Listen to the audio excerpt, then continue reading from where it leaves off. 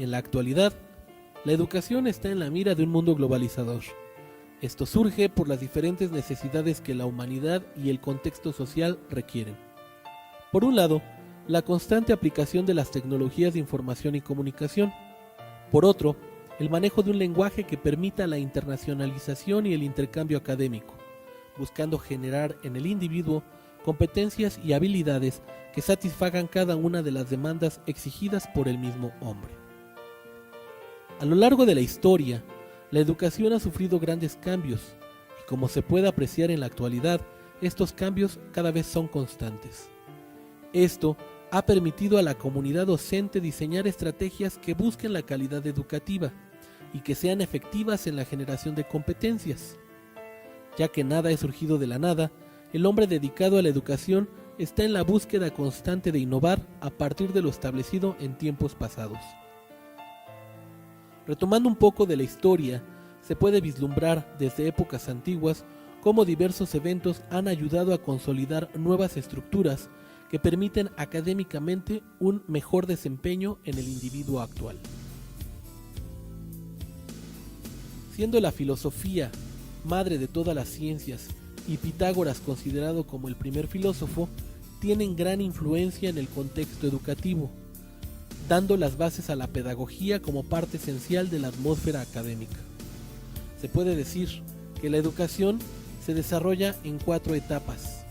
La primera conforma la educación en la antigüedad, la segunda la escolástica, la tercera el Renacimiento y finalmente la cuarta como la época contemporánea.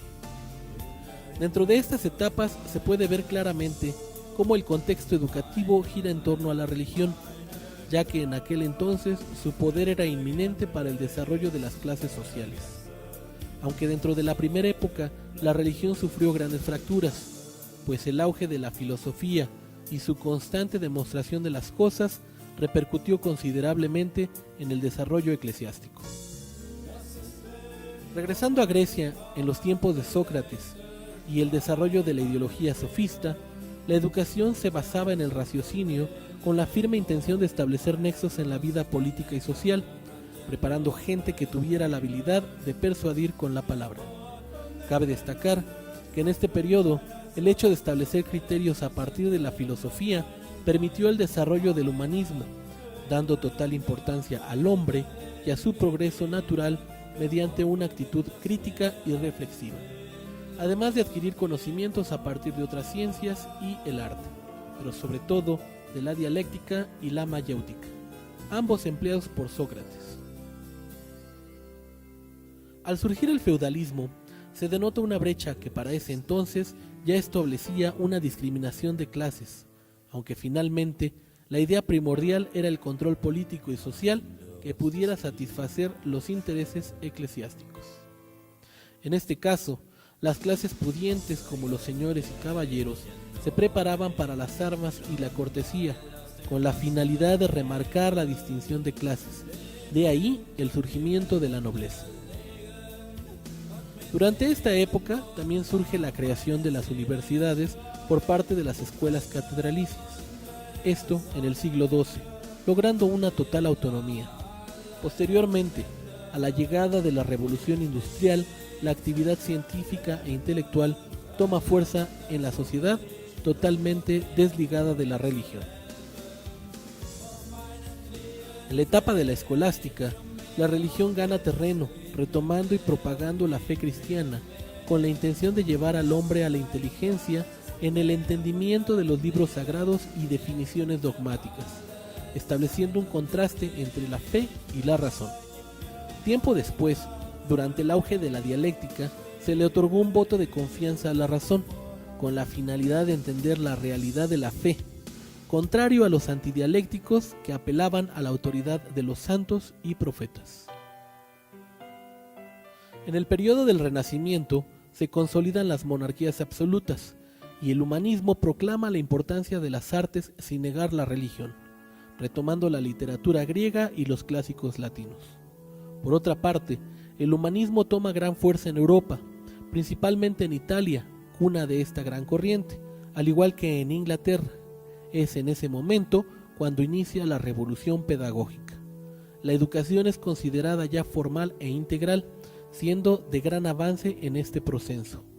Es importante señalar que para esos tiempos autores como Veggio estaban totalmente en contra de los castigos o represiones físicas. Asimismo, grandes autores humanistas consideraban que el aprendizaje debía ser placentero, similar a los juegos, con el propósito de generar un aprendizaje significativo a partir del interés de los estudiantes. Posteriormente, en los siglos XVI y XVII, surgen las grandes academias, especializándose en ciertas áreas y solamente con acceso para algunas clases, las más privilegiadas.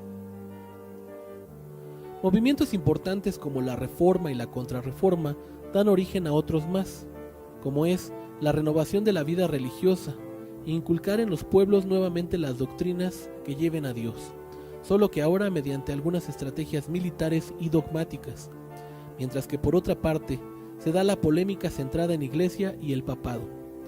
Dados estos acontecimientos, surgen consecuencias de índoles políticos educativas, donde los principales movimientos, como el luteranismo y el calvinismo, se difunden en zonas feudales y burguesías urbanas respectivamente, donde cada vez es más remarcada la brecha diferencial entre clases favorecidas y menos pudientes.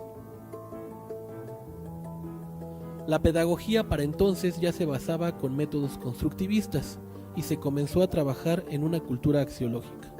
Durante la Contrarreforma, la religión sigue su lucha en el adoctrinamiento.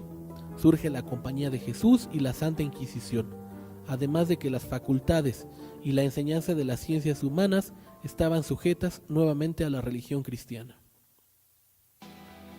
Durante el siglo XVII, algo trascendental en el ámbito educativo es el impacto de Juan Bautista de La Salle, dedicado a instituir escuelas gratuitas que impartían materias útiles para la vida, satisfaciendo las exigencias de los hijos del pueblo, enseñando algunos oficios.